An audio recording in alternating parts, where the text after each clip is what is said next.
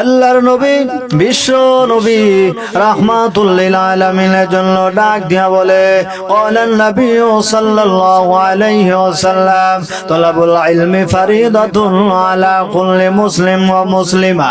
আল্লাহর নবী ডাক দিয়া বলে উম্মতরা রে, তোমাদের মধ্যে সর্বশ্রেষ্ঠ কিন্তু ওই ব্যক্তি যে ব্যক্তি কোরআন শরীফ শিক্ষা করে এবং অপরকে কোরআন শরীফ শিক্ষা দেয়।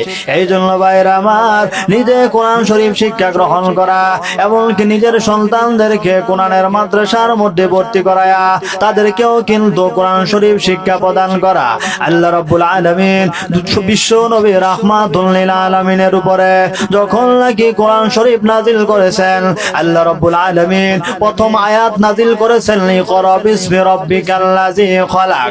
ওগো নবীজি, আপনি আপনার স্রষ্টার নামে, আপনি আপনার আল্লাহর নামে আপনি পড়েন। এই জন্য পৃথিবীর সর্বপ্রথম পড়া হচ্ছে কোরআনের পড়া। এই জন্য নিজে কোরআন শরীফ শিক্ষা গ্রহণ করা, নিজের সন্তানদেরকে মাদ্রাসার মধ্যে গিয়ে মাদ্রাসার মধ্যে ভর্তি করায় তাদেরকেও কোরআন শিক্ষা দেওয়া, এটা কিন্তু ফরজ। এই জন্য বিশ্ব নবী রাহমাতুল লিল আলামিন অন্য হাদিস শরীফের মধ্যে বলে ক্বালান নবী সাল্লাল্লাহু আলাইহি ওয়াসাল্লাম তালাবুল ইলমি ফরিদাতুন আলা কুল্লি মুসলিম ওয়া মুসলিমা। আল্লাহ নবী বলেন প্রত্যেকটা উম্মতের জন্য দ্বীনি ইলম শিক্ষা করা কিন্তু ফরজ।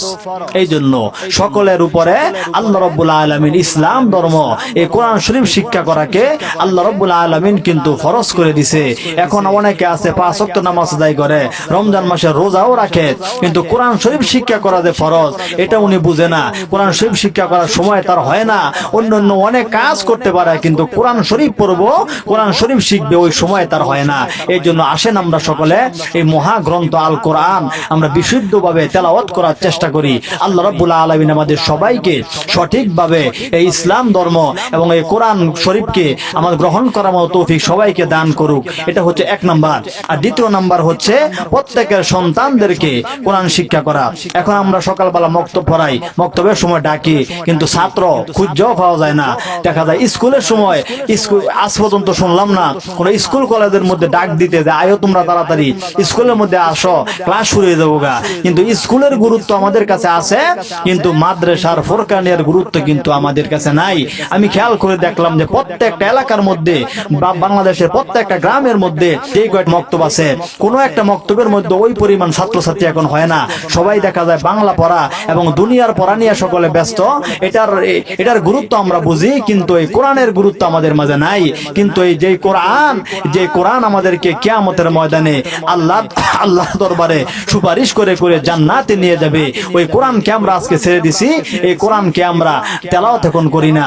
অথচ এই কোরআন ছিল সকল সমস্যার সমাধান, মহাগ্রন্থ কি আল কোরআন। এই জন্য কোরআনকে গ্রহণ করেন, কোরআনকে মহাব্বত করেন, বিশুদ্ধভাবে কোরআন নিজে পড়েন, সন্তানদেরকে শিক্ষা দেন। আল্লাহ তাআলা তৌফিক দান করুক। সকলে বলি আমিন।